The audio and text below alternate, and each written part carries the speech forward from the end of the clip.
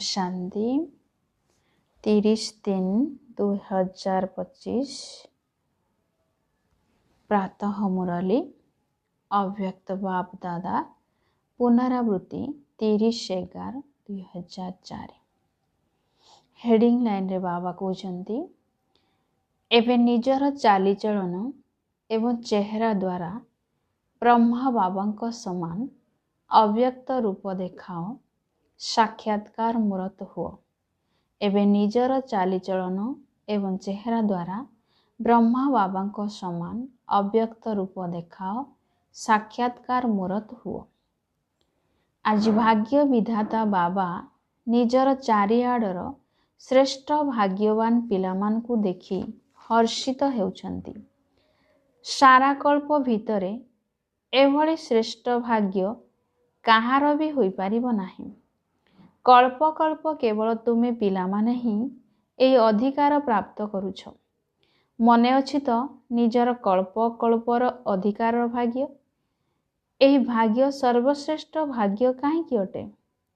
काहेकि ना स्वयं भाग्य विधाता ही एही श्रेष्ठ भाग्यर दिव्य जन्म तुम मानकु देइछन्ति।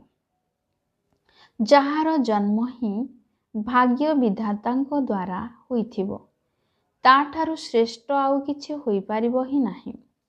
तेबे निजर भाग्यर निशा स्मृति रे रहिछि तो जदि निजर भाग्यर लिस्ट बाहर करिवो तेबे केते बड़ लिस्ट होई जिवो। कोनोसी भी वस्तु तुमर ही ए भाग्यवान ब्राह्मण जन्म रे अप्राप्त नहे। तेबे समस्तंक मन भितरे निजर भाग्यर तालिका स्मृति रे आसीगला ना। एबे ताकू स्मृति को आण कौन आसीगला तो एबे तुमर दिल केउ गीत गाउछि वाह भाग्य विधाता वाह वाह मोर भाग्य वाह। तेबे श्रेष्ठ भाग्यर विशेषता हैला जणे भगवान को द्वारा तीनोटी संबोधर प्राप्ति। जनक द्वारा जनक भितरे तीनोटी संबोध। जीवन रे जो तीनोटी विशेष संबोधर गायन अछि पिता शिक्षक सद्गुरु। तेबे दुनिया रे काहाकु भी जनक द्वारा तीनोटी विशेष संबोध एवं तार प्राप्ति हेउ नाही। किंतु तुमे माने गर्वर सहित कहूच आमर पिता मध्य अटंती शिक्षक मध्य अटंती एवं सद्गुरु मध्य अटंती। पितांको द्वारा सर्व संपत्तिर खଣି प्राप्त हेउछि। एबे तो संपत्ति गुड़िकर तालिका मध्य स्मृति को आसी जीवनी। तेबे बाबा को द्वारा कौन कौन संपत्ति मिली सेगुड़ी को स्मृति को आण। कौन मिली जाइछि ना मिलिबार अछि कौन कहूछ? बालक हिसाब रे मालिक तो निश्चिंत अट। शिक्षा द्वारा श्रेष्ठ पदर प्राप्ति होई जाइछि।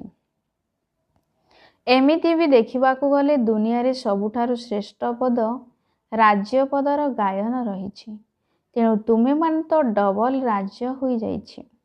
वर्तमान स्वराज्य अधिकारी एवं भविष्यत रे मध्य अनेक जन्म राज्य पदर अधिकारी। एही पाठ पढ़ा केवल गोटिए जन्मर ताहा मध्य केते छोटिया जन्म किंतु पद प्राप्ति अनेक जन्मर एवं राज्य मध्य अखंड अटल निर्विघ्न राज्य। एबे मध्य तुमे माने स्वराज्य अधिकारी चिंतामुक्त राजा अट। ठीक कथा ना? कौन चिंतामुक्त राजा होई जाइछ? तेबे जेउ माने चिंतामुक्त अटंती से माने हाथ उठा। कौन चिंतामुक्त अट तो? टिके भी चिंता नहीं तो?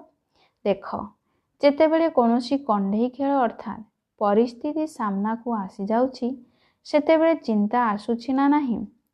मायार कंढई नाच सामना को आसुछि ना नहीं?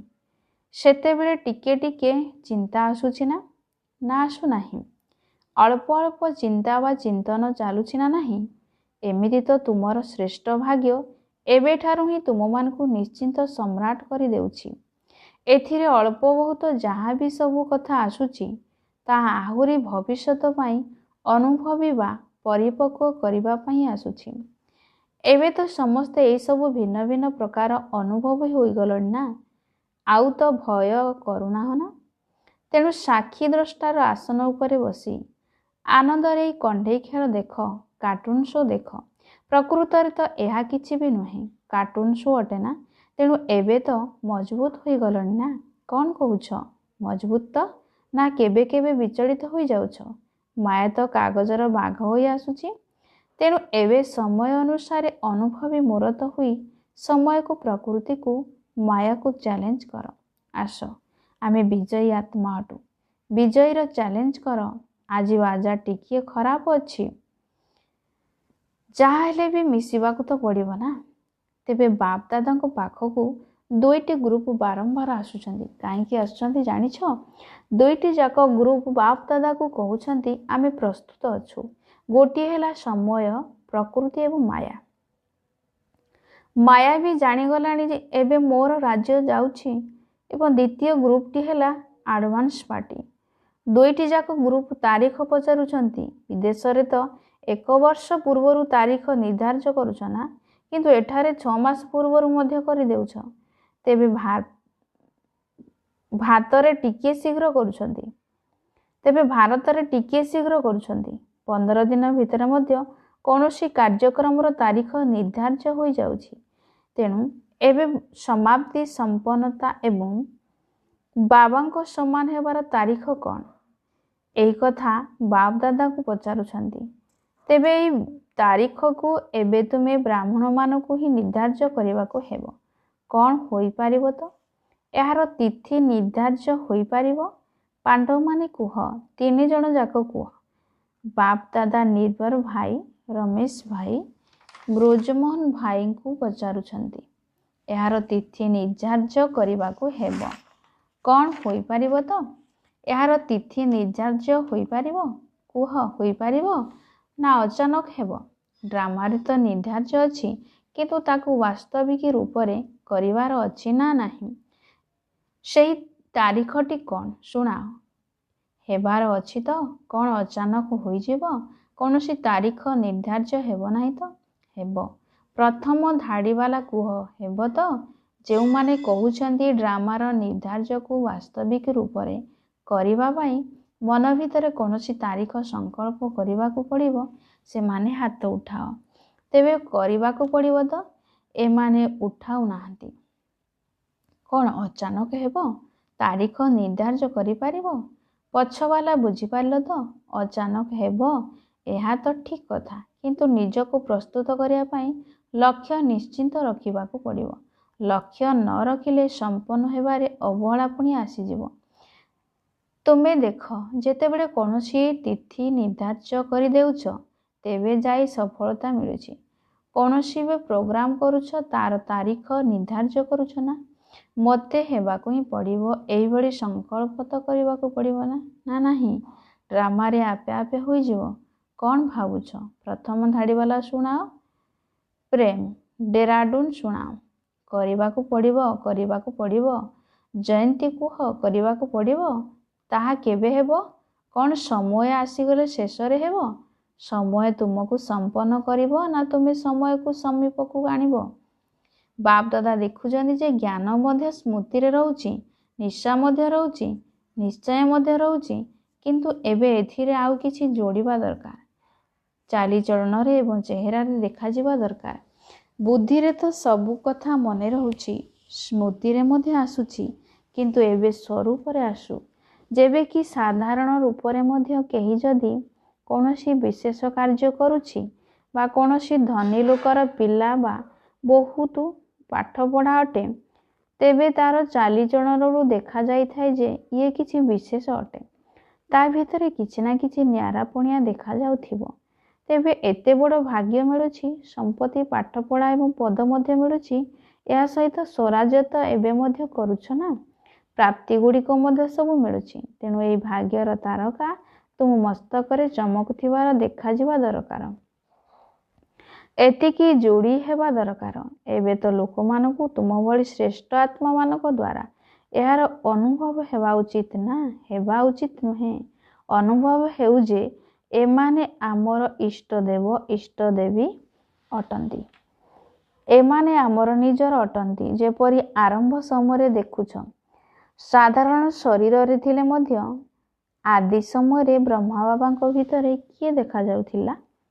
ଶ୍ରୀକୃଷ୍ଣ ଦେଖାଯାଉଥିଲା ନା। ଆରମ୍ଭ ସମୟରେ ଆତ୍ମାମାନଙ୍କର ଅନୁଭବ ଅଛି ନା। ତେଣୁ ଯେପରି ଆଦି ସମୟରେ ବ୍ରହ୍ମା ବାବାଙ୍କ ଦ୍ୱାରା କୃଷ୍ଣ ଦେଖାଯାଉଥିଲା, ସେହିପରି ଶେଷ ସମୟରେ କ'ଣ ଦେଖାଯାଉଥିଲା? ଅବ୍ୟକ୍ତ ରୂପ ଦେଖାଯାଉଥିଲା ନା। ଚାଲିଚଳନରେ, ଚେହେରାରେ ଦେଖାଯାଉଥିଲା ନା। ତେବେ ବାପ ଦାଦା ବିଶେଷ କରି ନିମିତ୍ତ ପିଲାମାନଙ୍କୁ ଏହି ହୋମୱାର୍କ ଅର୍ଥାତ୍ ପାଠ ଦେଉଛନ୍ତି ଯେ ଏବେ ବ୍ରହ୍ମା ବାବାଙ୍କ ସମାନ ଅବ୍ୟକ୍ତ ରୂପ ତୁମମାନଙ୍କର ଚାଲିଚଳନରେ ଏବଂ ଚେହେରାରେ ଦେଖାଯାଉ। ଅତି କମ୍ରେ 108 ମାଳର ଦାନା ଗୁଡ଼ିକ ତ ଦେଖାଯାଆନ୍ତୁ। ବାପ ଦାଦା ନାମ ଜାଣିବାକୁ ହିଁ ଚାହୁଁନାହାନ୍ତି। କାହାର ନାମ ଶୁଣାଉନାହାନ୍ତି ଯେ 108 ମାଳର ଦାନା କିଏ, କିନ୍ତୁ ସେମାନଙ୍କର ଚାଲିଚଳନ ଏବଂ ଚେହେରା ଆପେ ଆପେ ପ୍ରତ୍ୟକ୍ଷ ହେଉ। ଏହି ହୋମୱାର୍କ ବାପ ଦାଦା ବିଶେଷ ଭାବରେ ନିମିତ୍ତ ପିଲାମାନଙ୍କୁ ଦେଉଛନ୍ତି। କ'ଣ ହୋଇପାରିବ? ଆଚ୍ଛା, କେତେ ସମୟ ଦରକାର? ଏମିତି ଭାବ ନାହିଁ ଯେ ଯେଉଁମାନେ ପଛରେ ଆସିଛନ୍ତି ଏଥିରେ ସମୟର କୌଣସି କଥା ନାହିଁ।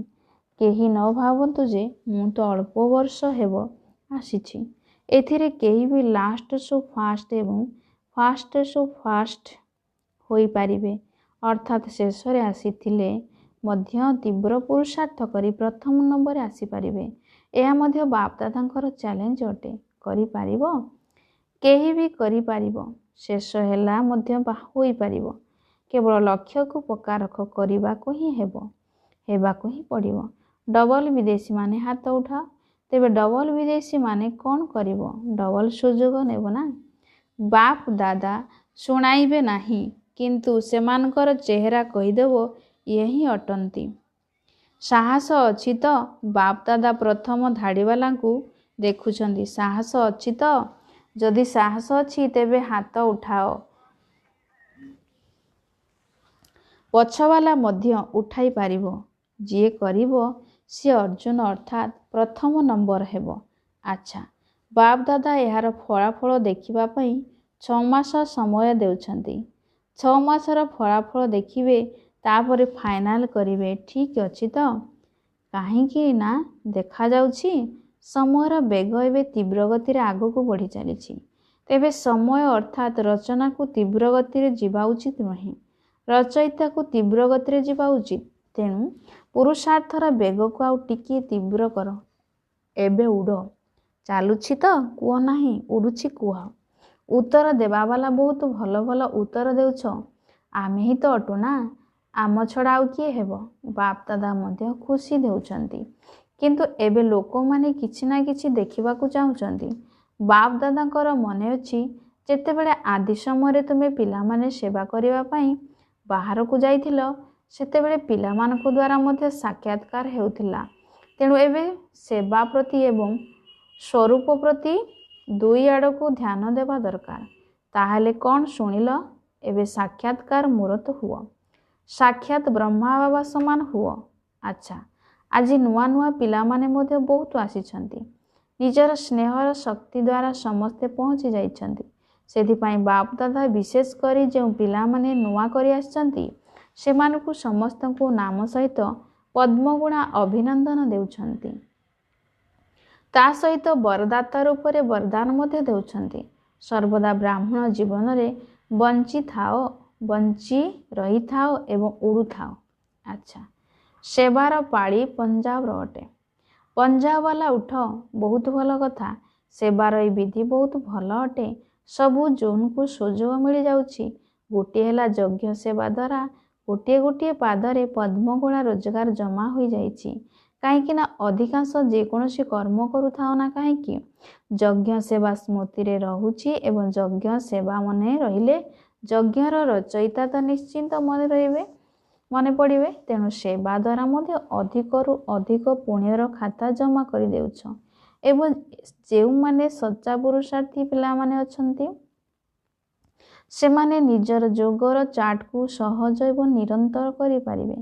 କାହିଁକି ନା ଏଠାରେ ଏମିତି ବି ମହାରଥୀମାନଙ୍କର ସଙ୍ଗ ମିଳୁଛି। ସଙ୍ଗର ରଙ୍ଗ ମଧ୍ୟ ସହଜରେ ଲାଗିଯାଇଥାଏ। ତେଣୁ ଯଦି ଏଠାରେ ପୁରୁଷାର୍ଥ ପ୍ରତି ଧ୍ୟାନ ଦେବେ, ତେବେ ଏହି 8-10 ଦିନ ଭିତରେ ମଧ୍ୟ ବହୁତ ଭଲ ଉନ୍ନତି କରିପାରିବ। ତେବେ ସାଧାରଣ ଭାବରେ ସେବା କରିବାରେ ଏତେ ଲାଭ ମିଳିପାରିବ ନାହିଁ। କିନ୍ତୁ ଏହା ସହଜ ଯୋଗୀ ଏବଂ ନିରନ୍ତର ଯୋଗୀ ହେବାର ଏକ ସୁବର୍ଣ୍ଣ ସୁଯୋଗ ଅଟେ। ପୁଣ୍ୟର ଖାତା ଜମା କରିବାର ଏବଂ ବଡ଼ରୁ ବଡ଼ ପରିବାର ନିଶାରେ ଏବଂ ଖୁସିରେ ରହିବାର ମଧ୍ୟ ଏକ ସୁବର୍ଣ୍ଣ ସୁଯୋଗ ଅଟେ। ତେବେ ପଞ୍ଜାବ ବାଲାଙ୍କୁ ସୁଯୋଗ ମିଳିଛି, ସବୁଜଙ୍କୁ ମଧ୍ୟ ସୁଯୋଗ ମିଳୁଛି, କିନ୍ତୁ ଲକ୍ଷ୍ୟ ରଖ ଯେ 3 ପ୍ରକାର ଲାଭ ମିଳୁଛି ତ। ମୁଁ ପୁଣ୍ୟର ଖାତା କେତେ ଜମା କରୁଛି, ଏ 3ଟି କଥାର ଫଳାଫଳ ସମସ୍ତଙ୍କୁ ଦେଖିବାକୁ ଦରକାର। ଡ୍ରାମା ଅନୁସାରେ ଚାନ୍ସ ଅର୍ଥାତ୍ ସୁଯୋଗ ତ ମିଳୁଛି, କିନ୍ତୁ ତୁମେମାନେ ଚାନ୍ସ ନେବାବାଲା ଚାନ୍ସଲର ଅର୍ଥାତ୍ କୁଳପତି ହେଉ। ତେବେ ପଞ୍ଜାବ ବାଲା ତ ବୁଦ୍ଧିମାନ ଅଟନ୍ତି ନା, ଭଲ କଥା, ବହୁତ ସଂଖ୍ୟାରେ ମଧ୍ୟ ଆସିଛ। ଏବେ ସେବା ମଧ୍ୟ ଖୋଲା ଦିଲରେ ମିଳିଛି। ଆସିବା ବାଲା ସଂଖ୍ୟା ମଧ୍ୟ କମ୍ ନୁହେଁ। ସଂଗଠନ ମଧ୍ୟ ଭଲ ଅଛି। ଆଜି 2ଟି ୱିଙ୍ଗ, ମହିଳା ୱିଙ୍ଗ ଏବଂ ଗ୍ରାମ ବିକାଶ ୱିଙ୍ଗ ମିଟିଂ କରିବା ପାଇଁ ଆସିଛନ୍ତି। ମହିଳା ୱିଙ୍ଗ ବାଲା ଉଠ। ଏଥିରେ କ'ଣ ଅଧିକାଂଶ ଟିଚରମାନେ ଅଛନ୍ତି କି? ଟିଚରମାନେ ହାତ ଉଠାଅ। ବହୁତ ଭଲ ସୁଯୋଗ ମିଳିଛି। ସେବାକୁ ସେବା ଏବଂ ସେବା କରିବା ପୂର୍ବରୁ ମେୱା ଅର୍ଥାତ୍ ଫଳ।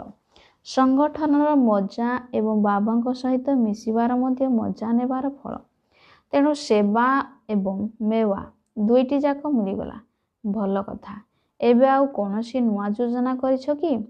ଯିଏ ବି କରିଛ, ଚାହେ ମହିଳା ବର୍ଗ ବାଲା ହୁଅନ୍ତୁ ବା କୌଣସି ବର୍ଗର ସଂଗଠନ ହୁଅନ୍ତୁ, ତେବେ ପ୍ରତ୍ୟେକ ବର୍ଗ କିଛି ନା କିଛି ବିଶେଷ ନିଜର ବାସ୍ତବିକ ଚାଲିଚଳନରେ ଏବଂ ଚେହେରାରେ କୌଣସି ନା କୌଣସି ଗୁଣର ବା ଶକ୍ତିର ଧାରଣା କରିବାର ଦାୟିତ୍ୱ ନିଅନ୍ତୁ।